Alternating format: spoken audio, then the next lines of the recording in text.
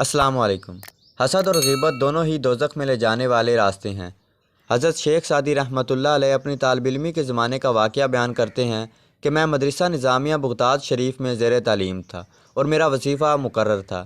میرا کام دن رات پڑھانا اور خود بھی پڑھنا تھا۔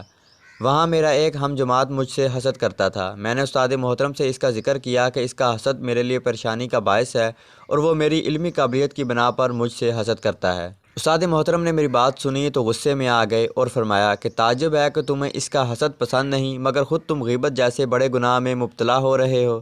وہ شخص اپنے حسد کی وجہ سے جہنمی ہے تو تم اس کی غیبت کی وجہ سے خود کو جہنم میں لے جا رہے ہو۔ حضرت شیخ سعدی رحمۃ اللہ علیہ نے فرمایا کہ پس یاد رکھو کہ حسد اور غیبت دونوں ہی دوزخ میں لے جانے والے راستے ہیں۔ حاسد کو اس کا حسد ایسے کھا جاتا ہے جس طرح دمک لکڑی کو کھا جاتی ہے، اور غیبت کرنے والا اپنے بھائی کی برائی پیٹھ پیچھے بیان کرتا ہے۔